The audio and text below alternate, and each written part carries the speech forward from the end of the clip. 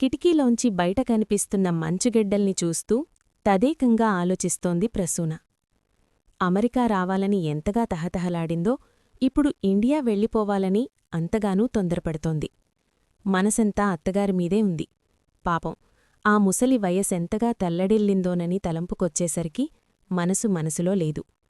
ఒక్కసారైనా అత్తగారితో మనసు విప్పి మాట్లాడుకోవాలని పదే పదే అనిపిస్తోందామెకు. ఆవిడకు వినికిడి శక్తి పూర్తిగా పోయిందీ మధ్య. అందుకే ఫోన్ చేసి మాట్లాడే కంటే ఒక ఉత్తరం ముక్క రాసి పలకరిస్తే ఆవిడకు సంతృప్తి, తనకు ప్రాశ్చాత్తాపం తీరుతుందనిపించింది. అనుకున్నదే తడవుగా కాగితంపై కలాన్ని పెట్టింది. గౌరవనీయులైన అత్తయ్యగారికి నమస్కరించి, ఎలా ఉన్నారు? మీ ఆరోగ్యం బాగుందని తలుస్తాను.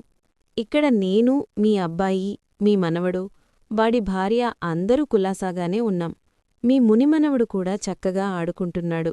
అమెరికాకు వచ్చామేగాని మీ గురించే తలంపు. అసలు ఈ వయసులో మిమ్మల్ని అలా వదిలేసి వచ్చినందుకు పొరపాటు చేశామని నాకిప్పుడు బాగా అర్థమవుతోంది. నిజానికి నా సాయం ఇప్పుడే మీకు చాలా అవసరం. ఇలాంటి సమయంలో మీకు దగ్గరగా లేకుండా నా స్వార్థం చూసుకున్నందుకు నేనెంతగా మనస్తాపం చెందానో చెప్పే నమ్మరేమో. పెళ్ళైన తోడనే మీ దగ్గరకు కోడలుగా వచ్చానేగాని చాలా కాలం మీకు నేను, నాకు మీరు విరోధులుగానే ఉన్నాం. అత్తగారిలా హుకుం జారీ చేసేవారని నేను, కోడలుగా నేను మీకు గౌరవం ఇవ్వడం లేదని మీరు, ఎవరికి వారు ఒకరినొకరు అర్థం చేసుకోకుండా మాడుముఖాలతోనే ఒకే ఇంట్లో గడిపేశాం. నా గురించి మీరు, మీ గురించి నేను ఇరుగు పొరుగువారితో చెప్పుకుని మన ఇంటి పరువు మనమే బజారు కీడ్చుకున్నామేమో. మీ అత్తగారు నిన్నిలా అంటున్నారని నాతో, మీ కోడలిలా అంటుందని మీతో, ఉన్నవాటికి మరో 4 విషయాలు జోడించి చాడీలు చెప్పేసరికి మనలో మనకే తెలియని శత్రుత్వం పెరిగిపోయింది. మన మధ్య పోరు పొరుగువారందరికీ మంచి కాలక్షేపం అయ్యేది. ఎన్ని గొడవలు పడ్డా తెల్లారితే ముఖాముఖాలు చూసుకోక తప్పేది కాదు. తర్వాత ఆలోచిస్తే తెలిసింది, పుట్టింట్లో ఎంతో సుకుమారంగా పెరిగి కోడలుగా మీ ఇంటికొచ్చిన కొత్త వాతావరణం, నాలో ఏదో తెలియని సంకుచిత భావంతో అలా ప్రవర్తించానని. అసలే పెళ్ళైన కొత్త, నిద్రనుంచి లేవడం కొద్దిగా లేటయ్యేది. మీరేమో ఉదయాన్నే లేచి అన్ని పనులూ చేసేసుకునేవారు. నాకు పని చేద్దామన్నా ఏమీ ఉండేది కాదు. పైగా మీకు అతి శుభ్రం ఎక్కువ. నాకు వచ్చీరాని పనులు, వచ్చీరాని వంటలు. ఏ పని చేస్తే ఏమంటారో అనే భయం నాలో పేరుకుపోయింది. నేనేమి చెయ్యడం లేదని, కోపంగా ఉన్నారని గంభీరంగా ఉండే మీ ముఖం చూస్తే అర్థమైపోయేది. మీరు చెప్పకపోయినా మీ ఆలోచనల్లో నేనో ఉండేదాన్నని నాకు అర్థమైంది. ఎప్పుడూ కూడా నువ్వు ఆ పని చెయ్యి, ఈ పని చెయ్యి అని నాకెప్పుడూ పురమాయించలేదంటే అలా చెప్పి చేయించుకోవడం మీకిష్టం లేకనే. చేసేది ఏమైనా ఉంటే చెప్పకుండా చెయ్యాలని, ఆడది ఉదయాన్నే లేచి వాకిట్లో ముగ్గు పెట్టాలని, ఇలాంటి చాదస్తంలో మీరుండేవారు. రాను రాను ఒకరికొకరు పనుల్లో సాయం చేసుకుంటూ అలవాటు పడేసరికి పిల్లవాడు కాస్తా పెళ్ళీడుకెదిగిపోయాడు. మీరు వృద్ధాప్యంలోకి, మేము నడివయసుకి వచ్చేశాం. నాకొచ్చిన అనుభవంలో నా కొడుక్కి పెళ్లి చేస్తే నా కోడలి దృష్టిలో అత్తగారిలా కాకుండా అమ్మగా మిగిలిపోవాలనిపించింది. అనుకున్నట్టుగానే మీ మనవడికి పెళ్లి చేశాను. కొడుకు కోడలు అమెరికా వెళ్ళిపోయారు. నా గురించి కోడలిగ్గాని, కోడలి గురించి నాకుగాని తెలిసే ఆస్కారం కూడా కనిపించలేదు. ఈలోపు మీరు జారి కాలు విరక్కొట్టుకోవడంతో మీ సేవలకు అంకితమైపోయానన్న కృంగుబాటుతో నా మనవణ్ణి చూడ్డానికి అమెరికా వెళ్లలేకపోయాననే నిరాశ ఎక్కువైపోయింది. మిమ్మల్ని చూసే దిక్కు ఎవరూ కనిపించక, మాకు మరో మార్గం కనిపించక, మా కోరిక తీర్చుకోడానికి మిమ్మల్ని వృద్ధాశ్రమంలో పెట్టేసి మరీ అమెరికా వచ్చేశాం. మా వీసా గడువు 6 నెల్లున్నా 3 నెల్లకే ఎప్పుడెప్పుడు ఇండియా వచ్చేద్దామా అనిపిస్తుంది. అత్తయ్య, త్వరలోనే మీకోసం ఇండియా వచ్చేస్తున్నాం. నన్ను, మీ అబ్బాయిని క్షమించరురా? ఇట్లు మీ కోడలు ప్రసూన. మనసులోని భారాన్ని అక్షరాల్లో పొందపరిచి ఉత్తరాన్ని పూర్తిచేసింది. తడిబారిన కళ్లను తుడుచుకుంటూ అలసటగా కళ్ళు మూసుకుంది.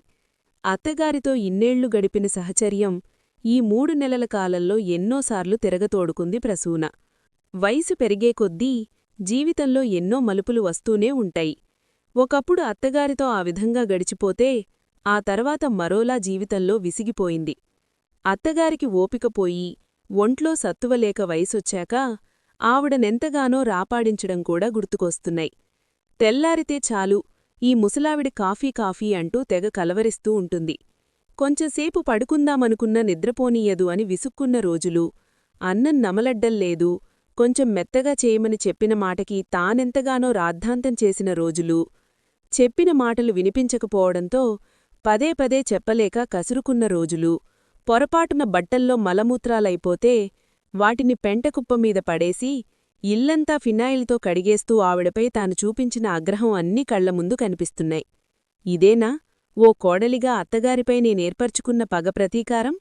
ఇవన్నీ తప్పించుకోడానికే గదా కొన్నాళ్లైనా రాజభోగం అనుభవిద్దామని అత్తగారిని వృద్ధాశ్రమానికి అప్పచెప్పి అక్కడినుంచి ఈ అమెరికాకు ఎగురుకుంటూ వచ్చేశాను అనుకుంటూ తనను తాను నిందించుకునే స్థాయికి దిగజారిపోయింది ప్రసూన. ఎంతైనా అనుభవం ప్రతి మనిషికీ పాఠమవుతుందేమో. తాను అత్తగారితో గడిపిన జీవితం తన కోడలికి రాకూడదనే, కోడలికి అత్తగా కాకుండా అమ్మగా ఉందామనుకున్న అందమైన ఊహ తనకిప్పుడు ఊగిసాలాడుతోంది. తన కోడలి ఎప్పుడైతే తనకు విలువివ్వలేదో అప్పుడే ఒక నిర్ణయం మనసులో చోటు చేసుకుంది ప్రసూనకు. అత్త అమ్మ కాదు, కోడలు కూతురు కాదు. ఇది నిజమేనేమో. కోడలికి అమ్మగా ఉండే ప్రయత్నంలో తాను చేసిన లోపం మాత్రం తనకర్థం కావట్లేదు.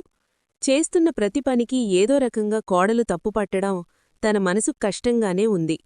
కోడలి ప్రవర్తనతో తానూ సర్దుకోపోలేక అత్తగారికుండే అహంకారమే ఆమెలోనూ తొంగిచూస్తోంది. కూతురి ఏమాటన్నా కన్నతల్లి సర్దుకోగలదు. అలాగే కన్నతల్లి చెప్తేనే ఆ కూతురికి కరెక్ట్ అని అనిపిస్తూ ఉంటుంది. అది వారిద్దరి మధ్య ఉండే పేగుబంధం అలాంటిది. దీన్నెవ్వరూ తప్పుపట్టలేం. కాని ఈ బంధం రక్తంలో వచ్చింది కాదు కదా. తెచ్చిపెట్టుకున్న బంధాల్లో అరమరికలు తక్కువే ఉంటాయనిపించింది. అమెరికా వచ్చినప్పట్నుంచి తనకు జీవితంలో ఎదురవుతున్న మార్పుల్ని ఇట్టే గమనిస్తోంది ప్రసూన. ఇక్కడ అన్ని హంగులూ ఉంటాయి. బయట తిరుగుతున్నంతసేపు కొత్త లోకంలోకి అడుగుపెట్టినట్టే ఉంటుంది. మళ్లీ ఇంట్లోకి అడుగుపెడితే జైలు జీవితమే. కొడుకు కోడలు ఆఫీసులకు వెళ్ళిపోతూ మనవణ్ణి కూడా ప్లే స్కూల్లో దింపేస్తారు. ఆ సమయమంతా ఇంట్లో పనిచేసుకుంటూ వాళ్లు తిరిగి వచ్చేసరికి అన్నీ సమకూర్చిపెట్టడం అయిపోతుంది.